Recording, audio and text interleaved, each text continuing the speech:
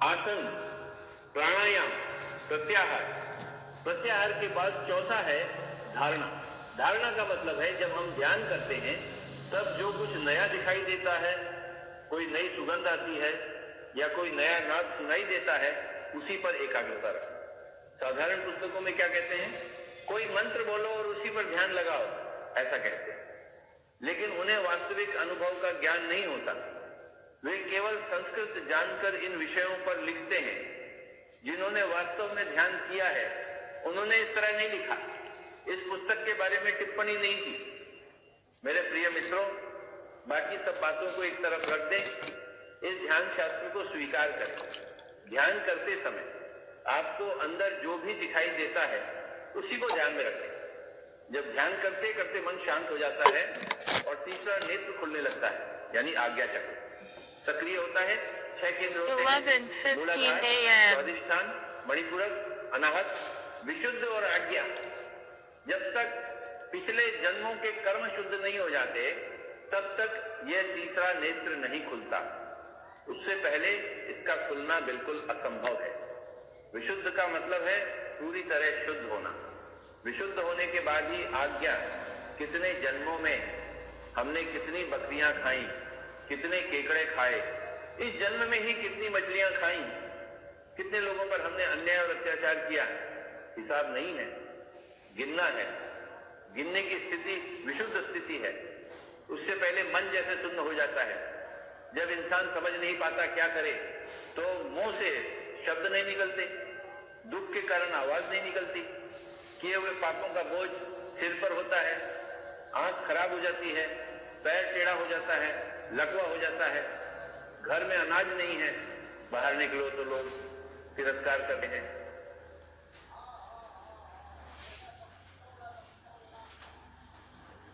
मान अपमान सबके बीच इंसान चुप हो जाता है, ये अनाहत है। फिर जब पापों का शुद्धिकरण होता है तब विशुद्ध है। उसके बाद आज्ञा चक्र तीसरा नेत्र खोलता है। तीसरा नेत्र खोलने के लिए यही स्थान है, यही ग्रंथि, यही केंद्र। यह नाक ही पिरामिड है, क्योंकि इसी में श्वास है। पिरामिड में प्रवेश करना है श्वास पर ध्यान के द्वारा, सुखमय प्राणायाम के बाद। तीसरा नेत्र खुलकर जब प्रत्याहार होता है तब अंदर जो दृश्य दिखाई देते हैं, जो नाद सुनाई देती है, उन पर एकाग्रता ही धारणा। धारणा का मतलब है कंसंट्रेशन, एकाग्रता। अब मुझे श्री BN रेड्डी जी दिख रहे हैं और मैं एकाग्रता से देख रहा हूं, वहां मदन मोहन जी हैं, उन्हें देख रहा हूं, कई लोग दिख रहे हैं, लेकिन मैं किसी एक पर ध्यान केंद्रित करता हूं, यही एकाग्रता है। इसी तरह अंतर्नेत्र खुल रही है, अंतःश्रवण हो रहा है, अंतर्यान हो रहा है। प्रत्याहार के बाद अंदर जो कुछ हो रहा है उस पर बार बार एकाग्रता करने से आसन, प्राणायाम, प्रत्याहार, धारणा होती है। फिर ध्यान पांचवा है। ध्यान का मतलब है एस्ट्रल ट्रेवल। धी का मतलब है सूक्ष्म शरीर आदि का समूह। इसमें सूक्ष्म शरीर, कारण शरीर और महाकारण शरीर शामिल है। ये सब मिलकर इस शरीर से बाहर निकलते हैं। लगभग 80% बाहर निकलता है और बाकी 20% शरीर के पोषण के लिए शरीर में ही रहता है। आपके एक्सटर्नल बॉडी का लगभग 80% बाहर आता है। इसी के साथ जो यात्रा होती है वही ध्यान है। सूक्ष्म शरीर आदि के समूह के साथ जो यात्रा होती है वही ध्यान है। समाधि का मतलब है उत्तर मिल जाने की अवस्था। हमारी मां मरने के बाद किस लोक में गई, हमें खुद जाकर जानना चाहिए, कोई दूसरा हमें नहीं बता सकता। कृष्ण खुद आकर हमें सब कुछ बताते हैं या हम कृष्ण के पास जाकर सुनते हैं। बीच में कोई मध्यस्थ नहीं होता। बीच के सभी माध्यम, पुराण, सुनी सुनाई बातें, गुरु, इन सबको हटाकर जो प्रत्यक्ष अनुभव होता है वही ध्यान शास्त्र है। इसलिए जब अधिक प्रत्याहार, अधिक धारणा और अधिक ध्यान होता है और सभी प्रश्नों के उत्तर मिलने लगते हैं तो वही समाधि की अवस्था है, निर्विकल्प समाधि। विकल्प का मतलब है संदेह। जब कोई भी संदेह नहीं रहता और सभी उत्तर मिल जाते हैं तो वह निर्विकल्प समाधि है। अगर कुछ संदेह अभी भी बाकी है और कुछ का समाधान हो गया है तो वह सविकल्प समाधि है। कुछ उत्तर मिलते हैं, जैसे हमारी माँ किसी लोक में अच्छी तरह रह रही है, उसका चेहरा देखकर यह समझ में आता है, लेकिन वो आगे क्या कर रही है, इसके लिए और गहराई में जाना पड़ता है। एक प्रश्न का उत्तर और 5 नए प्रश्न पैदा करता है। ये एक अनंत यात्रा है, ध्यान यात्रा, सत्य की यात्रा, अनंत यात्रा और स्वास्थ्य की यात्रा। ध्यान के बिना स्वास्थ्य नहीं है, ध्यान के बिना आनंद नहीं है। माय डियर फ्रेंड्स, स्वास्थ्य ही सबसे बड़ा भाग्य है और आनंद ही जीवन का लक्ष्य है। हमें यही महान भाग्य चाहिए। आनंद ही जीवन का लक्ष्य है, स्वास्थ्य ही सबसे बड़ा भाग्य है।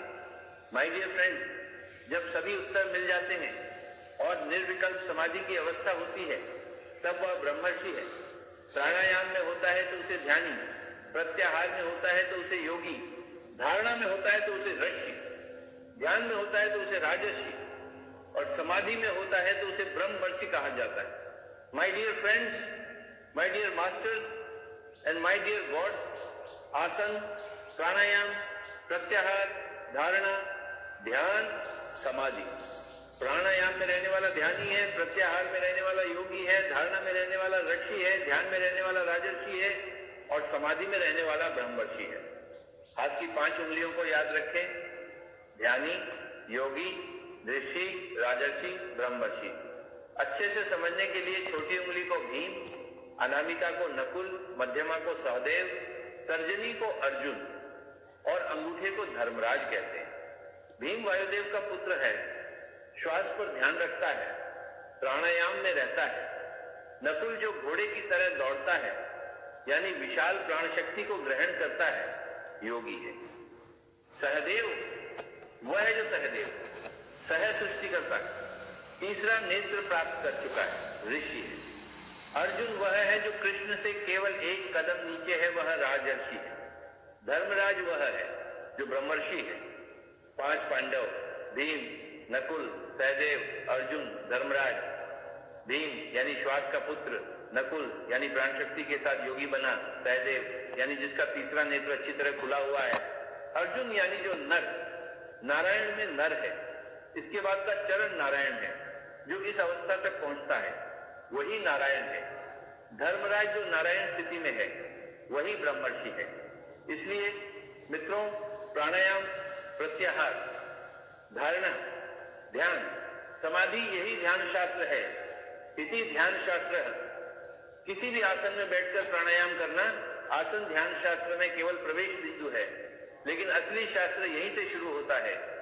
यह श्वास पर ध्यान से शुरू होता है और सभी उत्तर मिलने पर समाप्त होता है। समाधि के बाद वो व्यक्ति कैसा होता है? यम नियम ही उसके गुण और स्वभाव बन जाते हैं, उसके जीवन के सिद्धांत बन जाते हैं। ब्रह्मचर्य के बारे में लोग मुझसे पूछते हैं, स्वामी आपका पता क्या है? तो मैं कह देता हूं वैकुंठ। कोई मेरी उम्र पूछता है तो किसी को 500 साल, किसी को 20 साल, जैसा मन हुआ वैसा बता देता हूं। मैं ऐसे ही कहता हूं, क्योंकि मैं शरीर नहीं हूं। यही ब्रह्मचर्य है। ब्रह्मचर्य का मतलब ये नहीं है कि सेक्स से दूर रहना, ये शरीर से संबंधित नहीं है, बल्कि आत्मा से संबंधित है। जो व्यक्ति समाधि अवस्था को प्राप्त कर लेता है वह हमेशा ब्रह्मचारी होता है।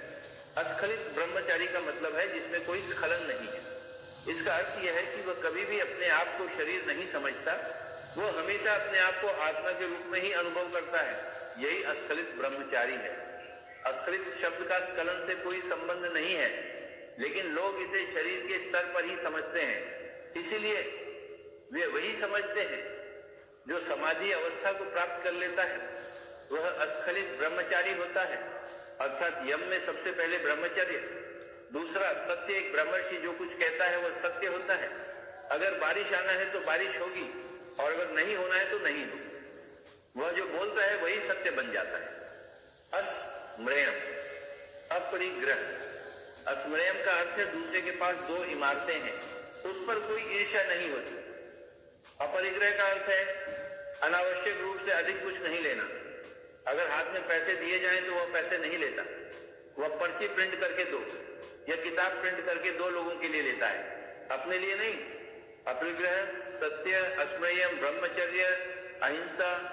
हिंसा नहीं होती। जब वो स्वयं ही सब में है तो किसकी हिंसा करेगा? तब हिंसा वहां बिल्कुल नहीं रहती। सत्य, अहिंसा, अस्मयम, अपरिग्रह, ब्रह्मचर्य, इन 5 पर नियंत्रण आ जाता है। पहले नहीं आता। धीरे धीरे आता है। ध्यान अभ्यास के पूर्ण होने और समाधि की स्थिति प्राप्त होने के बाद यम बहुत आसान होता है। अभ्यास करते करते हम उसमें सिद्ध हो जाते हैं। नियम में कठिनाइयां, नियम क्या है? तप। तप का मतलब है कि हम अपने शरीर की सभी आवश्यकताओं को घटा देते हैं और इडली सांभर भोजन चाहिए या नहीं, सोने के लिए जगह है या नहीं, जंगल में पत्थर पर सोते हैं, पेड़ पे चढ़कर सोते हैं, सड़क पर सोते हैं, अगर शान शौकत मिला तो उस पर भी सोते हैं। तप का मतलब है कि शारीरिक आवश्यकताओं को घटा देना। नींद और भोजन की मात्रा कम हो जाती है, घटी हुई अवस्था ही तप है। स्वाध्यायन, यहां पुस्तकों के अर्थ समझ में आते हैं, पढ़ते हैं भगवत गीता, इस तरह पढ़ने से अर्थ समझ में आता है। एक बार एक श्लोक पढ़ा तो अर्थ समझ में आता है, क्योंकि तब तक समाधि स्थिति प्राप्त कर ली है। भगवत गीता समाधि स्थिति प्राप्त करने वालों को ही समझ में आती है, लेकिन हम ध्यान नहीं करेंगे तो कुछ भी समझ नहीं आएगा। भगवत गीता का अध्ययन तभी करना चाहिए जब तुम समाधि स्थिति प्राप्त कर लो, तब एक बार पढ़ना पर्याप्त है, तब सब अर्थ समझ में आता है, तब पुस्तक को बाजू में रख सकते हैं। एक बार पढ़ लिया तो भगवत गीता का सब अर्थ समझ में आना चाहिए। अर्थ समझ में आने के बाद दूसरी बार पढ़ने की जरूरत नहीं है, उसे साइड पर रख देते हैं। ध्यान नहीं है, आत्मज्ञान नहीं है। भगवत गीता हमारे लिए क्या अर्थ रखती है? काल्पनिक कहानियों की तरह होती है, जिसमें एक ही बात परस्पर विरोधाभास में कही गई है। इसलिए कितना भी समझकर पढ़ो, भ्रम और कंफ्यूजन में पढ़ते ही है। ध्यान प्राथमिक है, स्वाध्याय अंत में आता है। यह नियम में है, अभी नहीं, पहले नहीं। योग सूत्र में यम नियम को पहले रखने से ध्यान शास्त्र पूरी तरह नष्ट हो गया। स्वाध्याय करना चाहिए, पढ़ने से समझ नहीं आता। अगर स्वाध्याय नहीं है तो मैं आत्मा हूं, ये कैसे जानूंगा? ऐसा कहकर पूरे ध्यान शास्त्र, ध्यान अभ्यास को छोड़ देते। उस यम नियम की शुरुआत में होने के कारण कोई ध्यान नहीं करता। माय डियर फ्रेंड्स, प्रारंभिक चरणों में यम नियम को पूरी तरह से भूल जाइए, वे अंत में अपने आप हमारे पास आ जाते हैं। यम 5 है: अहिंसा, सत्य, अस्तेय, अपरिग्रह, ब्रह्मचर्य। नियम 5 है: शौच, संतोष, तप, स्वाध्याय, ईश्वर प्रणिधान। शौच का मतलब है क्लीनलीनेस, स्वच्छता।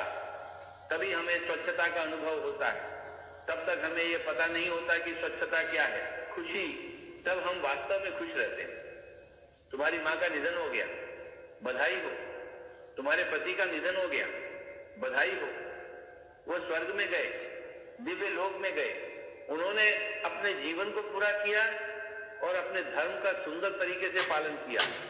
हमेशा खुशी होती है, अपने प्रति खुशी होती है, सभी के प्रति खुशी होती है। अर्जुन कहता है, मेरे गुरु का निधन हो गया। कृष्ण ने कहा, वह पहले ही मेरे माध्यम से मर चुका है, अभी खुशी से मारो, जीवन समाप्त करो। कृष्ण ने ऐसा कहा। अर्जुन रोया।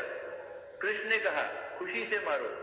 मारने और मरने में भी संतोष ही होती है, यही स्वच्छता, संतोष और तप है।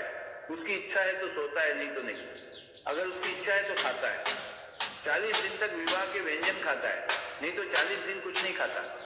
स्वाध्याय, जो कुछ भी पढ़ो उसका अर्थ समझ आता है, तब हमें जेन रॉबर्ट्स की महानता समझ में आती है, रिचर्ड बार्क, लिंडा गुडमैन और ओशो की महानता समझ में आती है। पहले समझ में नहीं आती थी। ईश्वर प्रणिधान यानी सब में दैवत्व को देखना। ईश्वर प्रणिधान अभी तक कैसे देखते थे? जब हम दैव बनते हैं तभी हम दूसरों को दैव की तरह देख सकते हैं। जैसे पीलिया के मरीज को सब कुछ पीला दिखता है, तुम्हें दैवत्व की आंखें चाहिए, तभी पूरे प्रपंच में दैवत्व दिखेगा। संसार में पूरा दैवत्व दिखाई देना ही ईश्वर प्रणिधान है। तुम्हें समाधि स्थिति प्राप्त करने से ही ईश्वर प्रणिधान मिलेगा। अगर हम अहम ब्रह्मास्मि जानते हैं तभी तत्वमसि श्वेत केतु जानते हैं। माय डियर फ्रेंड्स, यह ध्यान शास्त्र है। इसे जानने के बाद तुरंत ध्यान अभ्यास होगा। ध्यान शास्त्र ही उलझा हुआ है। अगर अर्थ नहीं समझ में आता, आगे पीछे, पीछे आगे हो, बिल्कुल वैसे ही जैसे बैलगाड़ी में बैल पीछे, गाड़ी आगे हो तो कैसे चलेगा? गाड़ी पीछे होनी चाहिए, बैल आगे होनी चाहिए। माय डियर फ्रेंड्स, अगर आंखें इस तरफ हैं तो पीछे कैसे देखेंगे? पीछे देखने के लिए आंखें पीछे की तरफ भी होनी चाहिए। इसलिए माय डियर फ्रेंड्स, ध्यान शास्त्र अस्त व्यस्त है, उसे सुधारने के लिए ही यह पिरामिड स्पिरिचुअल सोसाइटी मूवमेंट का उद्भव हुआ। इसलिए सभी सच्चे, असली, सही ध्यान शास्त्र से परिचित हुए। इसलिए सभी तुरंत ध्यान अभ्यास कर रहे हैं। सभी रातों रात ऋषि हो रहे हैं, राजर्षि हो रहे हैं, ब्रह्मर्षि हो रहे हैं। My dear friend, my dear master, my dear god, समझिए ध्यान किस लिए? सकल प्राणी कोटि के साथ मित्रत्व के लिए। सांप को गले में डालना है, सांप को आभूषण बनाना है, चूहे के साथ मित्रता करनी चाहिए। हम चूहे का तिरस्कार करते हैं, ऐसा नहीं चलेगा। विनायक और परमेश्वर की ये कथाएं हमने रची। इसका मतलब यह है कि ब्रह्मर्षियों ने, जैसे वाल्मीकि और वेदव्यास ने, ये कहानियां सृजित कर हमें दी और इनका गहरा अर्थ समझना जरूरी है। 11:30 a.m. यानी तमोगुण प्रधान, रावण यानी रजोगुण प्रधान, विभीषण यानी सात्विक गुण प्रधान, हनुमान यानी जो अपने श्वास पर ध्यान रखता है, सीता यानी प्राण शक्ति का प्रतीक, राम का मतलब है वह जो आत्मा राम है। इसलिए वाल्मीकि और वेदव्यास ने भी इन पात्रों को सुंदर और मनोरंजक कथाओं में प्रस्तुत किया ताकि मानव को ध्यानी, योगी, ऋषि, राजर्षि और ब्रह्मर्षि के रूप में सीख दी जा सके। उन्होंने इसके लिए कठिन परिश्रम किया। अगर हम राम, सीता या लक्ष्मण की मूर्ति को पकड़कर पूजा करते हैं तो हम समय व्यर्थ कर रहे हैं। तब कुंभकर्ण ही रहेगा और जन्मांत तक रावणासुर ही रहेगा। राम नहीं बन सकता। ध्यान शास्त्र पतंजलि के लिए एक, बुद्ध के लिए एक, आदि शंकराचार्य के लिए एक, जीसस क्राइस्ट के लिए, वर्तमान महावीर के लिए, गुरु नानक के लिए एक, रमन महर्षि के लिए एक नहीं है। ये असंभव है कि अलग अलग प्रकार की ध्यान विधियां हों। ध्यान विधियां अनेक नहीं है, केवल एक ध्यान विधि है और पूरी दुनिया उसी ओर आती है। पूरा प्रपंच पिरामिड के नीचे आ रहा है, जो नीचे अनेक, ऊपर एक है। यदि पिरामिड आधार अनेकता को दर्शाता है तो पिरामिड शिखर एकता को दर्शाता है। सारी दुनिया अब एक हो रही है। ग्लोबलाइजेशन, पूरी दुनिया एकीकृत है। प्रपंच में कहीं भी कुछ होता है, बाकी लोगों को यहाँ दर्द महसूस होता है। ग्लोबल विलेज का कॉन्सेप्ट, सब एक ही गांव, एक ही परिवार, वसुधैव कुटुंबकम, इसलिए दो परिवार नहीं। उसी तरह केवल एक ध्यान पद्धति है, दो ध्यान पद्धतियां नहीं। केवल एक आत्मज्ञान शस्त्र है, दो आत्मज्ञान शस्त्र नहीं है। अल्लाह के लिए एक है और ईश्वर के लिए एक है, जीसस के लिए एक है और दूसरों के लिए कोई दूसरा नहीं है। My dear masters and gods, ध्यान का मतलब है समस्त प्राणी कोटि के साथ मित्रत्व, स्नेह निर्माण करने के लिए, स्वयं पर मास्टरी प्राप्त करने के लिए। हमारी क्रियाएं, हमारे शब्द, हमारे विचार, यही हम हैं। 3 क्षेत्र हैं, क्रिया क्षेत्र, वाक क्षेत्र, भावना क्षेत्र। इन 3 क्षेत्रों में हमारे लिए श्रेष्ठता प्राप्त करना ही मास्टरी है। यह ध्यान शास्त्र का दूसरा लाभ है। पहला लाभ मित्र लाभ, समस्त प्राणी कोटि के साथ मित्रत्व। दूसरा लाभ है मास्टरी। तीसरा है आत्मज्ञान लाभ। इसका मतलब है अहम ब्रह्मास्मि, ममात्मा सर्वभूतात्मा। हम फ्रेंड्स, मास्टर्स और गॉड संबोधित करते हैं, उसके पीछे का रहस्य यही है।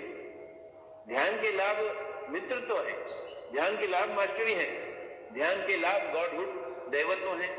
मैं केवल मानव मात्र हूं, वो देवंश संबंधित है। इसका मतलब क्या हम देवंश नहीं है क्या? नहीं, सभी देवांश ही है, सभी देवता है। जब मैं जानता हूं कि मैं ईश्वरीय अंश हूं, तब हमारा देवत्व फैलता है, नहीं तो वो वही रहता है जहां वो है। जब मैं जानता हूं कि मैं ईश्वरीय अंश हूं, मैं देवता हूं, तभी हमारा देवत्व फैलता है, विस्तृत होता है। यहाँ कई लोग ब्रह्मर्षि हैं, मैं ब्रह्मर्षि हूं, लेकिन मेरी ब्रह्मर्षित्व आपसे ज्यादा फैल चुकी है, क्योंकि मैंने आपसे पहले शुरू किया था। पूरा भूमंडल अब इस ध्यान शास्त्र में समा गया है। पूरा भूमंडल अब सुखमय प्राणायाम के साथ फल फूल रहा है। अब पूरा भूमंडल आनापानसति के साथ सम्राट की तरह सुशोभित है।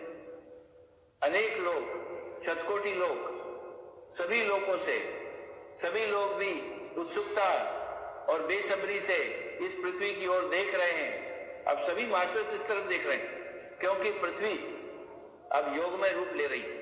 1000 1987 में शुरू हुआ ये भूमंडल एक फोटोन बैंड में प्रवेश कर गया है। 2012 में संपूर्ण रूप से फोटोन कक्षा में संचित होगी और पूर्ण रूप से इस कक्षा में रहेगी। We are naturally grounded in ourselves. We are naturally grounded in our grand self.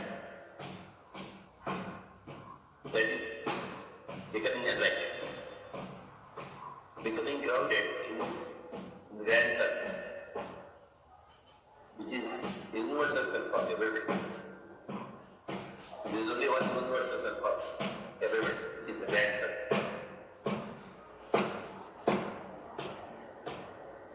We have to stay put within that grand self, the grand ocean, which is not a rock.